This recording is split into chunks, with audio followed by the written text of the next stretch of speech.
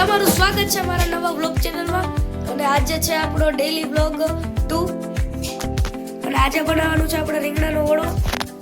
આ છે શેકેલું રીંગણું, આ છે લીલી ડુંગળી, લીલા મરચાં, સુકેલી ડુંગળી અને ટમેટું, અને આ છે ધાણા ભાજી, લસણ અને આદુની પેસ્ટ અને છે રેગ્યુલર મસાલા. તો ચાલો આપણે અટાણે કરીએ ગેસ ચાલુ અને મૂકી દીધી છે આપણે કઢાઈ, 4 પાવડા તેલ.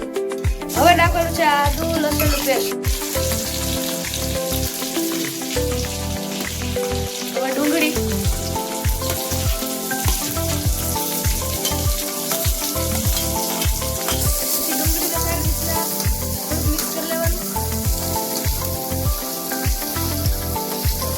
ડુંગળી ગુલાબી રંગની થાય ત્યાં લગી આપણે તેને સાતળીએ. તો ગાઈસ થઈ રહ્યું છે અટાણે. નાખવાનું છે આપણે લીલી ડુંગળી, મરચા, લીલી ડુંગળી, તે બધું.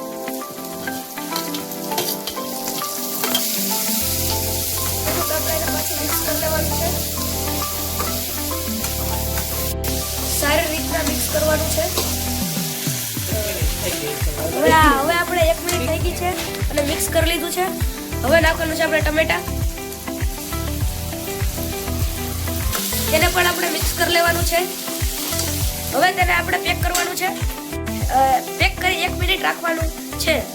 ચાલો 1 મિનિટ થઈ ગઈ છે, તેને થોડું મિક્સ કરી લઈએ.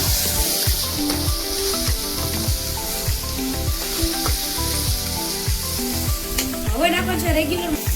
ચાલો આપણે નાખીએ લાલ મરચું, ધાણા ભાજી, મીઠું, હળદરનો પાવડર અને ગરમ મસાલો. તેને પાછું થોડુંક આપણે મિક્સ કરી નાખીએ. સારી રીતના થઈ ગયું છે.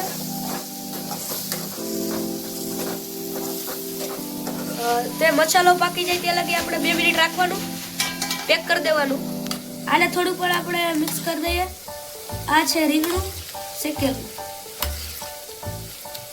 હવે નાખવાનું છે આપણે શેકેલું રીંગણું, તેને પણ આપણે મિક્સ કરી લઈએ.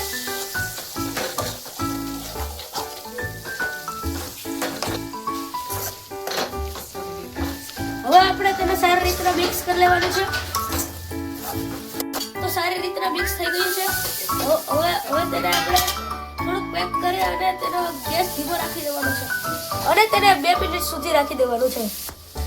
હવે તે 2 મિનિટ થઈ ગઈ છે, પૂરી રીતના પાકી ગયું છે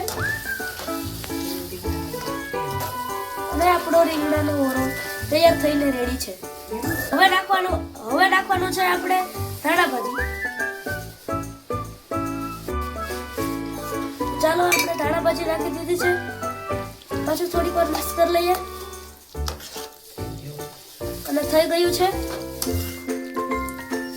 અને તેને આપણે પેક કરી દીધું. હવે રીંગણાનો ઓળો તૈયાર થઈ ગયો છે, એટલે આ માટે આઈનો બ્લોગ આપણે અહીંયા જ ખતમ કરીએ. તમને મારો વિડીયો ગમ્યો હોય તો તમે આ વિડીયોને લાઈક અને સબસ્ક્રાઇબ અને શેર કરજો.